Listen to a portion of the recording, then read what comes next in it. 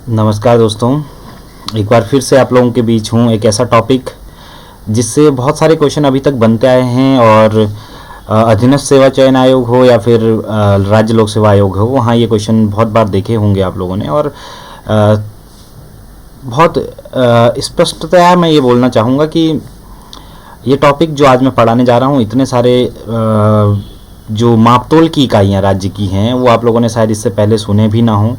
वो सारी मापतोल की इकाइयाँ मैं आप लोगों के बीच रख रहा हूँ। और सबसे पहले इन मापतोल इकाइयों की बात करें तो जिनकी मेरे पास तस्वीरें या फ़ोटोज़ में उपलब्ध हैं, सबसे पहले मैं उनकी फ़ोटोज़ और उनको भी समझाने की कोशिश करूँगा। बेसिकली आप लोग किताबों में पढ़ करके जो पहाड़ी पृष्ठभूमि से लोग हैं, पहाड़ी से मतलब कुमाऊं गढ़वाल या जौनसार क्षेत्र से तो जो लोग हैं वो लोग तो इसे समझ सकते हैं बहुत आसानी से, किंतु जो बेचारे या जो स्टूडेंट, हम कहें बेचारे नहीं कहना चाहिए वैसे, जो स्टूडेंट हमारे जो है मैदानी क्षेत्रों से हैं, ये इस टॉपिक पे हमेशा ही जो है कहीं ना कहीं संशय में रहते हैं कि ये है क्या। तो इसको मैं बहुत सरल तरीके से आप लोगों के बीच रखने की कोशिश करूंगा। तो आज का टॉपिक शुरू करते हैं। टॉपिक है राज्य में नाप जोख की विविध इकाइयाँ और व्यवस्थाएं, जो हमारी पहले से पुरातन समय से चली आ रही है, राजा महाराजाओं के समय से ही बात करें। देखिए क्या क्या ये इकाइयाँ हैं।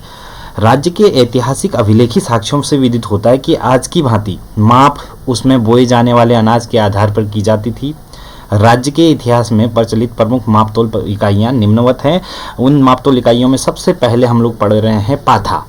देखिए पहले तो चित्र देख लीजिए। जो ये आपकी इकाइयाँ, चाहे आप मुट्ठी सुनते होंगे, चाहे आप नाली सुनते होंगे, चाहे आप पाथा सुनते होंगे, चाहे द्रोण सुनते होंगे, ये क्या होती हैं पहले समझ लीजिए। आपको सामने तस्वीर पे एक फोटो तस्वीर दिख रही होगी। जो तस्वीर आप लोग अगर इसको गौर से देखें तो ये एक बर्तन है। ये बर्तन है जिसे पाथा कहते हैं। और पाथा होता कितना है, उसका वर्तमान मापन क्या है, वो माप तो ऊपर लिखा हुआ है, वो अभी मैं इसको पढ़ूंगा भी, फिर भी आप एक बार समझ जाइएगा कि जैसे एक मुट्ठी, यानी कि एक मुट्ठी भर अनाज को जितने भूमि पर छिड़का जाता था, एक मुट्ठी भर अनाज को जितनी भूमि पर छिड़का जा सकता था वो एक मुट्ठी भूमि कहलाती थी। ऐसे ही फिर मुट्ठी से ऊपर को आए तो आप माणा पढ़ते हैं, माणा सुनते हैं। माणा मतलब एक ऐसा छोटा सा बर्तन जिस बर्तन में रखा हुआ बीज जितने भूभाग पर छिड़का जा सकेगा वो एक माणा या दो माणा, इस तरीके से आपका भूमि कहलाएगी। ऐसे ही आगे आपका नाली है। नाली भी ऐसे ही एक बर्तन है। जितने भी आप लोग ये नाम सुनेंगे बेसिकली अधिकतर तो आपका बर्तन है। उन बर्तनों में जो बीज आता था वो बीज जितने क्षेत्रफल पे छिड़का जा सकता था उसके आधार पर जो है उन बर्तनों के आधार पर उनकी मापन इकाइयों के नाम रख दिए गए हैं। यहाँ पर देखिए आपके सामने पाथा का चित्र है। एक पाथा बराबर एक नाली होता है। इसी को पाथा को जो है आप नाली भी कह सकते हैं। नाली की फोटो मैं नीचे भी दिखाऊंगा, उसका वर्तमान स्वरूप भी आप लोगों के सामने रखेंगे। पर ये जो पाथा आप लोगों के सामने दिख रहा है, एक नाली, वैसे एक नाली लगभग 1 किलो के बराबर होता है। पर ये जो नाली, ये जो पाथा है, ये 2 किलो के लगभग है, क्योंकि ये अजयपाल के गढ़वाल के राजा जो अजयपाल थे उसके समकालीन ये पाथा है। एक पाथा ये गढ़वाल में इसके जो मापन इकाई है इसका 2 किलो के लगभग बराबर है। जबकि अगर आप यहाँ पढ़ेंगे, कुमाऊं में पढ़ेंगे, तो ये 1 किलो के समथिंग जाएगा। ये अलग अलग क्षेत्र में अलग अलग प्रचलन में थी। देखिए यहाँ पर लिखा है एक पाथा बराबर एक नाली, 4 नाली बराबर 1 बीघा होता है, और 1 बीघा बराबर 900 वर्ग मीटर का क्षेत्र होता है। यानी कि एक पाथा बराबर करीब 2 किलो लगभग आता है। और नीचे उसका देखिए, एक पाथा बराबर 2 सेर, और 2 सेर बराबर आपका 4 माणा, 4 माणा बराबर 2 किलो, 2 किलो बराबर एक पाथा। जबकि इसको थोड़ा सा अगर अलग स्वरूप में देखें तो यहाँ देखिए, ये राजस्व मापन की इकाई नाली है। पाथा और नाली अलग अलग जगहों पर अलग अलग समय पे अलग अलग नामों से जाना गया है। बर्तन ही वही स्वरूप है।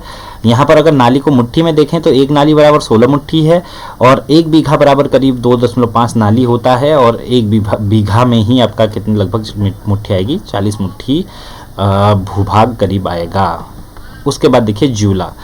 जूला होता है, 1 जूला बराबर 3 बीसी। 3 बीसी मतलब क्या होता है? 3 बीसी मतलब आप लोग देख लीजिए, 20 का मल्टीप्लाई करिए 3 से तो 20 60, यानी कि 60 क्या आएगा, अभी आप नीचे देखिए।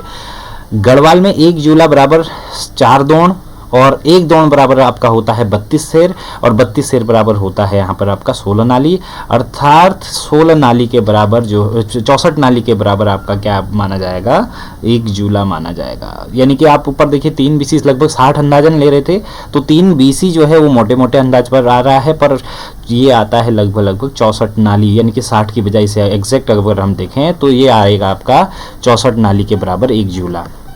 नेक्स्ट देखिए अगले मापन इकाइयाँ, वेला या वेलका, यह नाली के बराबर माप का बर्तन होता है जो कि उपजांश को मापने के लिए प्रयुक्त होता है, यानी कि जो उपज का अंश है उसे मापने के लिए वेला या वेलका का प्रयोग किया जाता था। नेक्स्ट देखिए हल, एक हल भूमि को एक नाली भूमि अथवा 20 हल को एक बीसी भूमि कहा जाता है। और ये आप लोग समझ लीजिए कि ये भी जो है मापन इकाइयाँ ही हैं, भूमि के मापन की इकाइयाँ हैं।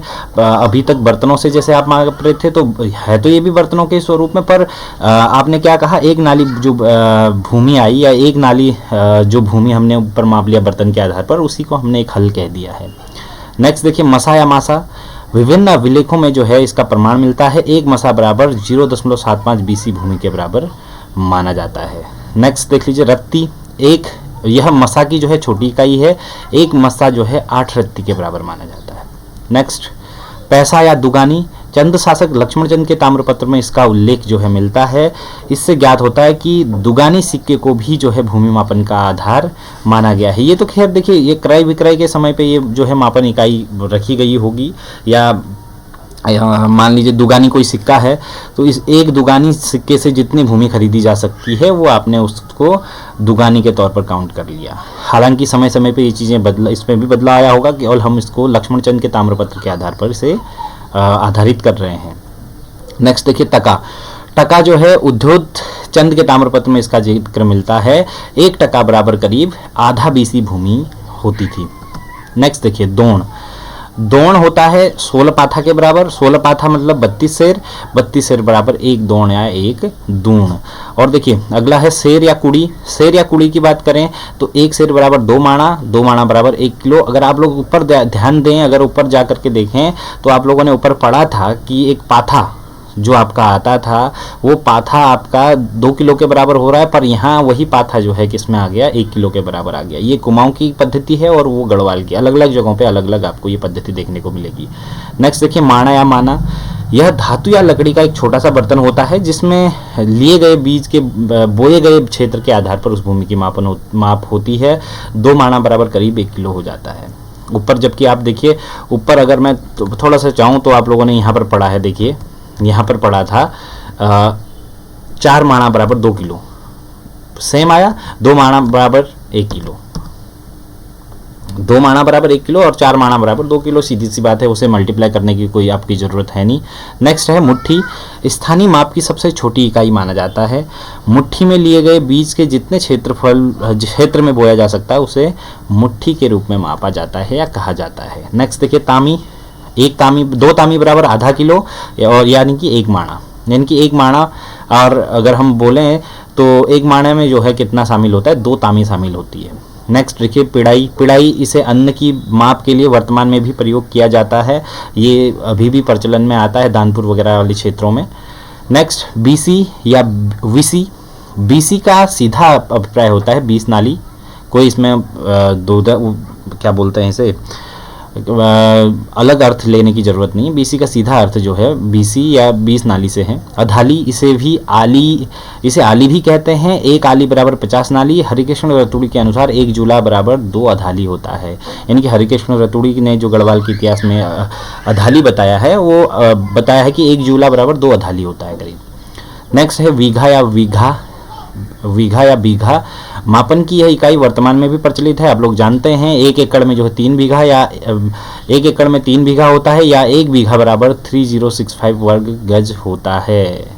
ऋणा या ऋणी, अभिलेखों में इसे ऋण्या भूमि भी कहा गया है। 1 ऋणी बराबर 1 बीसी तथा 20 नाली के बराबर माना जाता है। सीधे बोले जाए तो ऋणा या ऋणी बीसी ही है, एक तरीके से नाम अलग हो गया। नेक्स्ट है आपका भार।